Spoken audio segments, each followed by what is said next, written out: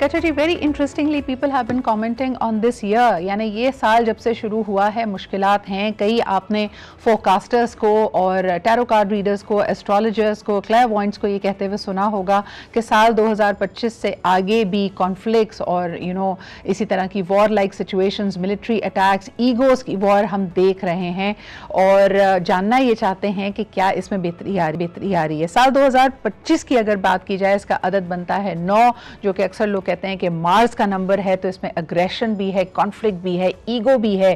तो आपके personal relationship से लेकर मुल्की सतह पर, बल्कि खित्ते की सतह पर हम देख रहे हैं कि लड़ाइयाँ और जंगें हो रही हैं। हमारे साथ मौजूद हैं डॉक्टर सायरा असफर, जो कि ना सिर्फ एक ज़बरदस्त रेकी हीलर हैं, tarot card, but she is really well aware of the spiritual world. तो उनसे जानते हैं कि इस रूहानी दुनिया में क्या हो रहा है, क्या इशारे हमें मिल रहे हैं मौजूदा तनाज़े के हवाले से। अस्सलाम वालेकुम Saira, thank you so much for making time for me and my viewers today. मुझे ये बताइए, कार्ड्स क्या कहते हैं, ईरान के लिए राहत कब होगी? और ये जो अटैक्स उस पर हो रहे हैं, जो एक तरह से नजर आ रहा है कि उसको कॉर्नर कर दिया गया, G7 कंट्रीज के भी उसके खिलाफ स्टेटमेंट्स आ रहे हैं, when will Iran get out of it?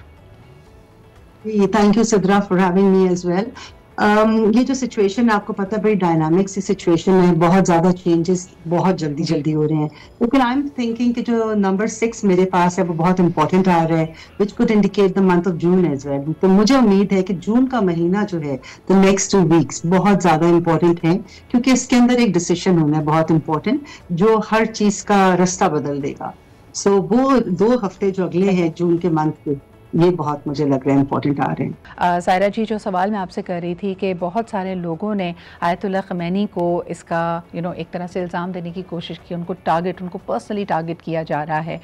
मुझे ये बताइए, उनकी सेफ्टी के बारे में कार्ड्स क्या कहते हैं, और ख़ास तौर पे जो टॉप लीडरशिप है इन ईरान, और इसी तनाज़े से क्या आप देख रही हैं कि एक जो वेस्ट की ख्वाहिश है, ख़ास तौर पे इज़राइल की ख्वाहिश है कि एक प्रो वेस्ट रजीम ईरान में आ जाए और वहाँ पे गवर्नमेंट चेंज हो जाए, इसके बारे में कार्ड्स क्या कह रहे हैं?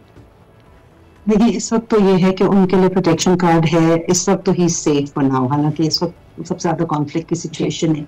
आगे जाके जो आपने दूसरा पार्ट ऑफ द क्वेश्चन बोला, ये काफी टेक्निकल सिचुएशन इसलिए क्योंकि लाइक आई सेड, यहाँ पे कुछ चेंजेस आने, लेकिन जो आप कह रही हैं that might be a possibility also.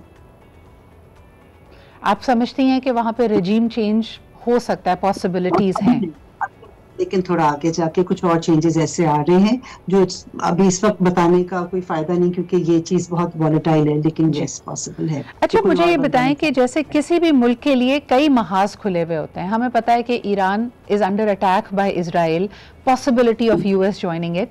Internal turf पे बताइएगा कि ईरान में अंदरूनी तौर पे दुश्मन, तनाज़ात, कॉन्फ्लिक्ट्स मौजूद हैं क्या? देखिए, जितने भी कॉन्फ्लिक्ट्स हैं, जो भी चीजें हैं इस वक्त मेरे पास, तो वो इसी तरह आ रहे हैं एज इफ कि उन कॉन्फ्लिक्ट्स का कोई मैटर नहीं होगा।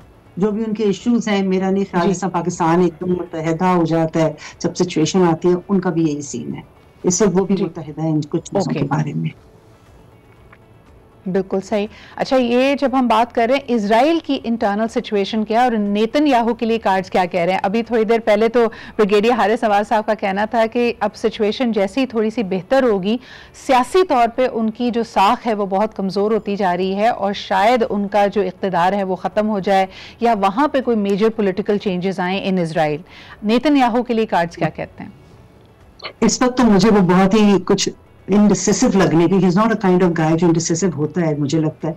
लेकिन इस वक्त कार्ड्स हैं कि वो एक ऐसे सिचुएशन में खड़े हुए हैं जहां पे उनको बहुत इंडिसिसिवनेस है कि आगे से इस चीज को किस तरह हैंडल करना है, क्योंकि एक तो कुछ चीजें वो सपोर्ट एक्सपेक्ट कर रहे थे, वो उनको नहीं मिल रही, कुछ प्रोमिसेस उनके साथ किए गए थे, कमिटमेंट्स थी, वो नहीं पूरी हुई।